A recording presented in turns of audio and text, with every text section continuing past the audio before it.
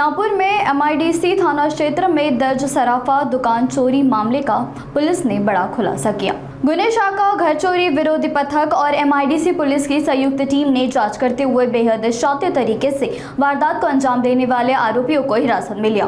Police ने आरोपियों के कब्जे से बड़ी मात्रा में चोरी का माल भी बरामद किया। मामले के खुलासे को लेकर नागपुर शहर के पुलिस आयुक्त रविंद्र कुमार सिंघल ने प्रेस कॉन्फ्रेंस के माध्यम से जानकारी दी।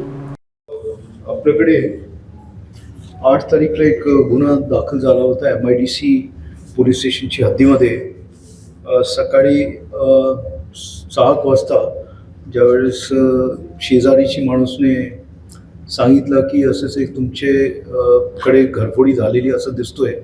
ज्यावेळेस मकान मालिकाला त्यांनी पाहिला आणि त्याच्यात घरफोडी झाली होती आणि त्याच्यात मोठा जवळपास 42 लाखाचा मुद्देमाल चोरीस गेला होता। त्याच्यात सोनं होतं जवळपास 340 ग्राम, त्याशिवाय 1.5 किलो चांदी होती आणि 5 लाख कॅश असं त्यांनी सांगितलं होतं।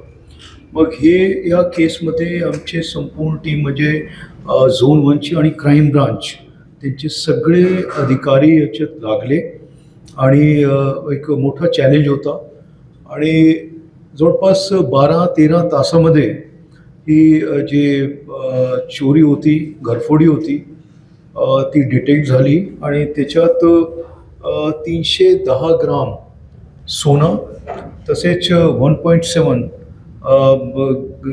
kg म्हणजे जवळपास 1.5 किलोपेक्षा जास्त चांदी रिकव्हरी झाली आणि तसेच 50,000चा कॅश पण रिकवर झालेला आहे।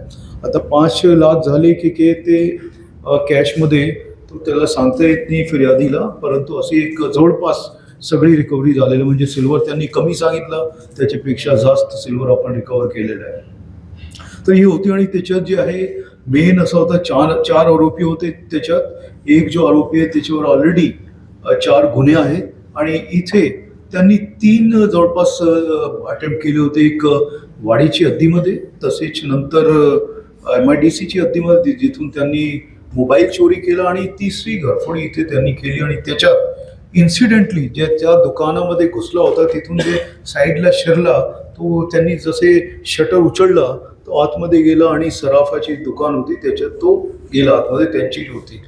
तर हे जे त्याला इन्सिडेंटली तो सोना जे इतका आणि बाकी ज्वेलरी तिथून ते गेलेली आहे। त्याचे जे 4 आरोपी होते ते त्यांनी 4 हिस्से केले। इथून कामठीमध्ये गेले आणि तिथून 4 हिस्से करून आपले हिस्से त्यांनी घेतले आणि ते निघून गेले। तर त्याचे नंतर जे आहे 2 आरोपी त्याचे मेन होता, एक तो गेला उज्जैनला, दुसरा भोपाळला आणि बाकी 2 आरोपी अमरावतीला कडे गेले।